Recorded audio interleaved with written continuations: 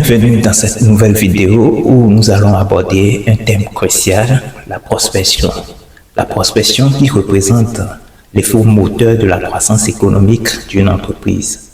Aujourd'hui, nous allons parler de ce que c'est que la prospection commerciale, pourquoi faire de la prospection commerciale, quelles sont les méthodes de la prospection commerciale et je vous partage également 6 étapes de la prospection commerciale. Prenez siège, aujourd'hui ce sera un tout pour tout sur la prospection, ce qui vous aiderait dans votre entreprise, ce qui vous aiderait à accroître vos chiffres d'affaires et ce qui vous aiderait à savoir comment évolue votre entreprise, à analyser à chaque étape comment votre entreprise fonctionne. Parce que sans client, il n'y a pas d'entreprise. Et s'il y a de clients, il faut comprendre comment les clients viennent vers vous. Et donc, la prospection est l'effet primordial, l'élément primordial qui vous aiderait à vraiment connaître les paramètres de l'évolution économique de votre entreprise. Pour ceux qui ne me connaissent pas, je suis Fernand Noutier, je suis stratège en affaires, stratège en marketing digital. Déjà, aujourd'hui, parlant de la prospection, quand on dit prospection commerciale, c'est le fait de rechercher de nouveaux clients afin de développer les ventes de l'entreprise. Qui dit prospection parle de la recherche de la clientèle, ce qu'il faut garder. Maintenant, quelle est la différence entre prospect et client? Un prospect n'a pas encore acheté, mais un client a déjà acheté votre proposition de valeur, sinon votre produit. Quels sont donc les 2 types de prospection que nous avons? Nous avons la prospection d'entreprise vers entreprise, le B2B, et la prospection d'entreprise vers un particulier, vers un client bien ciblé, donc le B2C. Pourquoi alors faire de la prospection commerciale? On fait de la prospection commerciale pour générer de nouveaux clients, pour augmenter son chiffre d'affaires.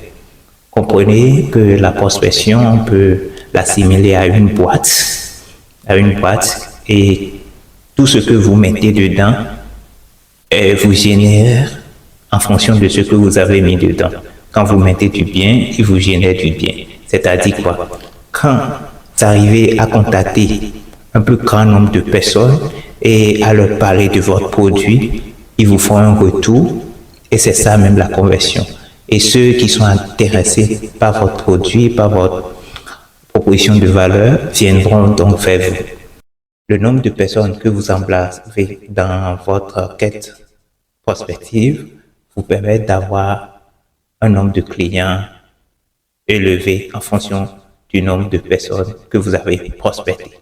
Et donc la prospection ici est très importante et très primordiale pour une entreprise. Quels sont donc les avantages de la prospection? Comme avantage, vous allez pouvoir maîtriser vos ventes, vous allez pouvoir générer des prospects qualifiés, vous allez pouvoir améliorer votre stratégie marketing, vous allez pouvoir développer votre activité, vous allez pouvoir augmenter le retour sur investissement. Abordons dès à présent les méthodes de la prospection. Nous avons juste 2 méthodes. La méthode classique, ça se fait par la prospection sur le terrain, où on envoie des équipes sur le terrain pour aller parler d'un produit et faire connaître un service ou un produit. C'est comme ça se fait la prospection sur le terrain. Maintenant, la prospection par appel téléphonique, vous appelez directement pour donner un rendez-vous, vous présenter un événement, histoire de dire nous avons tel événement à telle heure, veuillez nous rejoindre à tel lieu. Donc c'est ce qui se fait dans la prospection téléphonique. Maintenant, la prospection par des flyers, des courriers. Oui, on fait des affiches, on montre, on met un peu partout dans l'environnement où on souhaite vraiment attirer sa cible. Les courriers, toujours pour inviter à des séances d'information, à connaître un produit ou un service. Les salons, les événements professionnels, ce sont également des méthodes classiques de la prospection. Maintenant, venons à la deuxième méthode, la méthode digitale.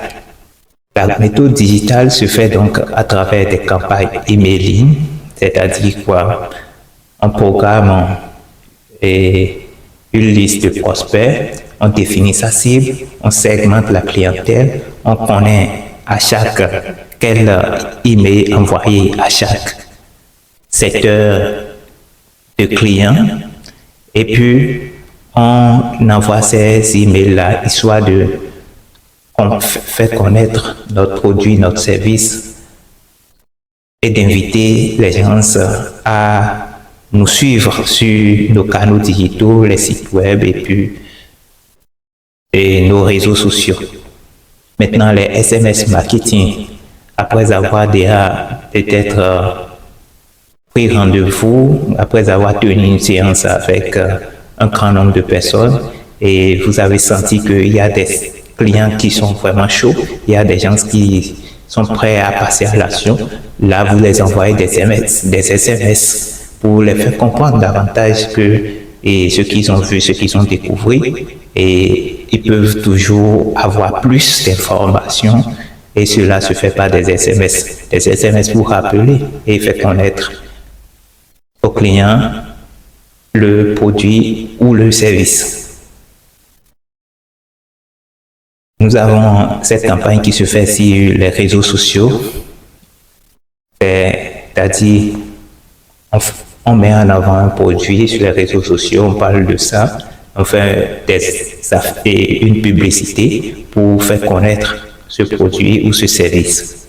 Voilà, donc j'ai présenté deux méthodes différentes, la méthode classique et la méthode digitale. Aujourd'hui, en 2026, il faut comprendre que la méthode digitale est le plus adoptée, parce qu'aujourd'hui, notre cible est beaucoup plus sur Internet. Même si vous voulez contacter une entreprise qui a une base physique, n'importe comment, vous procédez même déjà par des canaux digitaux pour inciter, faire appel. On ne veut plus perdre le temps. Tous nous sommes maintenant sur Internet, et donc rester sur Internet pour faire la prospection est plus rapide, plus automatisé, et vous ne perdez pas assez de temps. Et donc, pour les entreprises, ils doivent adopter cette méthode s'ils veulent vite et rentabiliser et closer leurs prospects. Dès à présent, je vais vous partager les étapes de la prospection commerciale. Étape 1, définir ses objectifs. Pourquoi on définit ses objectifs en prospection?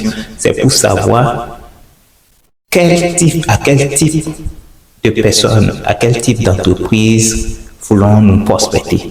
Comment il fonctionne, comment il est, quelle langue il parle, tout ça là, on définit ses objectifs, et en fonction de cela, on sait quoi dire en face de ce prospect pour vraiment le convaincre à acheter notre produit ou à utiliser notre service. Quelle est la méthode utilisée pour fixer ces objectifs? Généralement, nous connaissons la méthode SMART: spécifique, mesurable, atteignable, réalisable et dans le temps. 2. Définir sa cible. Pourquoi donc bien cibler ses prospects? C'est simplement pour pouvoir adapter le message et répondre au mieux à ce que veut notre prospect.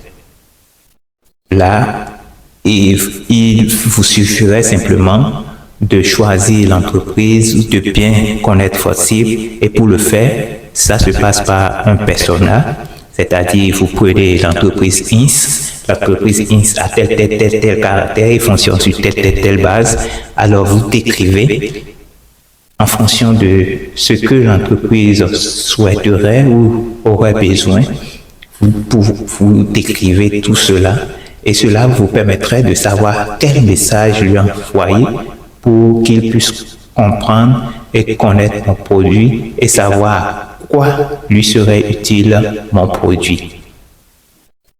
Étape 3. Créer un fichier de prospection. C'est quoi contient le fichier de prospection? Le fichier de prospection contient généralement les informations importantes sur les prospects, que ce soit son nom, son email, son numéro de téléphone, le nom de l'entreprise, ainsi que le secteur d'activité de l'entreprise. Avoir ces informations vous aiderait à savoir quel message et comment mieux communiquer avec l'entreprise ou avec ce particulier. Étape 4. Construire un plan d'action commercial. Le plan d'action est très important et d'ailleurs est d'abord base de toute prospection. Si vous ne faites pas le plan d'action, vous ne pourrez pas aller en prospection. Vous n'allez pas pouvoir réussir votre prospection. Et cela se fait comment? Cela se fait par des actions réalisées, le calendrier, c'est-à-dire vous définissez le temps de la prospection et le moment. Donc tout ça rentre dans le calendrier et vous définissez dès à présent le canal de communication.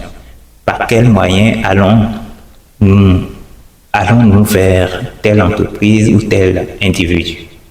Cela est très important parce que si vous connaissez le moyen par lequel vous pouvez attirer votre client, c'est un point majeur parce que c'est pas ce même canal il vous contacterait. Aussi, il faut pouvoir relancer ses prospects. Oui, vous avez fait un premier jet et puis ils ont compris, ils ont eu l'information. Vous devez les relancer pour savoir ce qu'ils pensent de l'information, pour savoir comment ils souhaiteraient procéder et donc faire le tout pour qu'ils puissent quand même avoir connaissance de ce que représente votre proposition de valeur, c'est-à-dire votre produit ou service pour lui.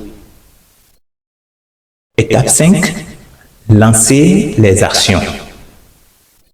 Maintenant que vous avez fait étape 5, lancez les actions de la prospection. Maintenant que vous avez mis en place un plan d'action, il faut maintenant lancer les actions. Ici, pourquoi alors personnaliser son approche dans les actions à mener? Il est très important de personnaliser son approche parce que chaque prospect a des besoins différents. Et donc, à chaque prospect, à chaque client, il faut adapter le message qu'il faut. Chaque prospect, il faut savoir quoi dire à ce prospect-là pour qu'il soit convaincu de ce que vous lui apportez. Quelle attitude donc faut-il adopter pendant la prospection? L'écoute active. L'écoute active. Pendant la prospection, vous devez prendre soin de bien écouter votre prospect. Après lui avoir donné l'information, vous devez savoir ce qu'il pense, ce qu'il veut à tel moment, ce qui est beaucoup plus urgent pour lui. Étape 6. Étape 6, analyser les résultats. Pourquoi il est très important d'analyser les résultats?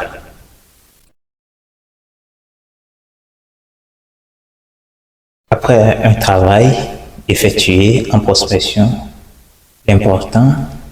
le plus important est de savoir quels sont les retours que j'ai eus, quels sont les résultats que j'ai eus.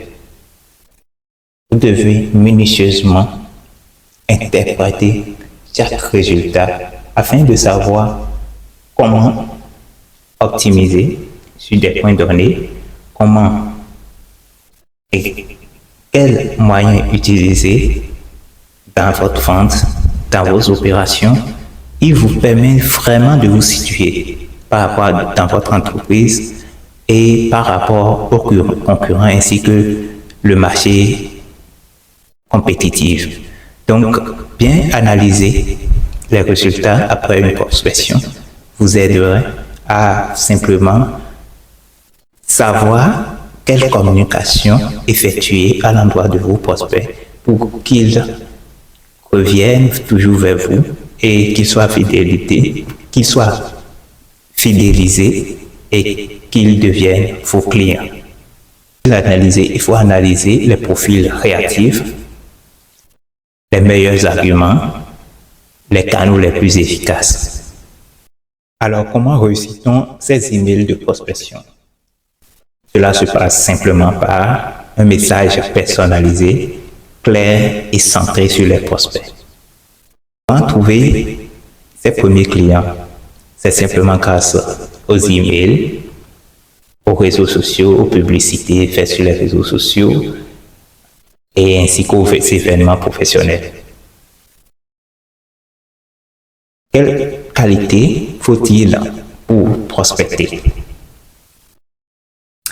Prospecter, ce n'est pas un exercice aussi difficile ni facile aussi. N'importe qui va en prospection doit avoir des qualités. Les qualités d'empathie, c'est-à-dire de comprendre, de se mettre un peu dans la peau de l'autre pour le comprendre. La persuasion, pouvoir convaincre, pouvoir dire, en fait, pouvoir faire matcher l'intérêt du prospect avec son produit pour qu'il puisse accepter ton produit. L'adaptabilité, c'est-à-dire sur certains aspects où vous sentez que le profil que vous avez devant vous peut-être n'est pas en relation avec la solution que vous proposez. Vous essayez de l'adapter à ce profil-là, pour que lui puisse, non pas pour y en mentir ou bien donner de la plus-value à votre produit, mais simplement faire ressortir l'intérêt de ce que vous avez à ce profil de personne, afin que lui puisse quand même savoir qu'il peut tirer profit de votre produit. Ça, l'adaptabilité, la persévérance. À ne plus expliquer, être persévérant, c'est toujours de continuer. C'est même le poumon de la prospection. Qui n'est pas persévérant ne peut pas aller à la prospection. Il lui suffit un an, et puis il quitte le terrain. Non, mais c'est pas ça.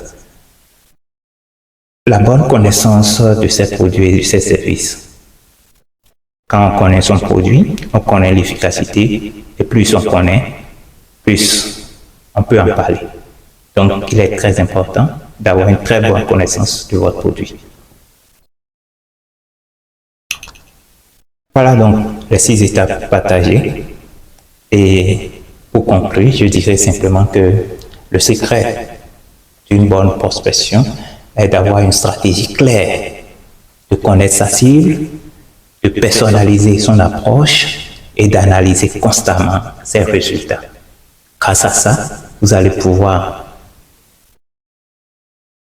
savoir où optimiser, où opérer, et comme ça, vous allez mieux fidéliser vos prospects, ils seront vos clients, vos partenaires, et ils parleront de votre entreprise à d'autres personnes. Ce serait tout pour moi. Merci et à très bientôt.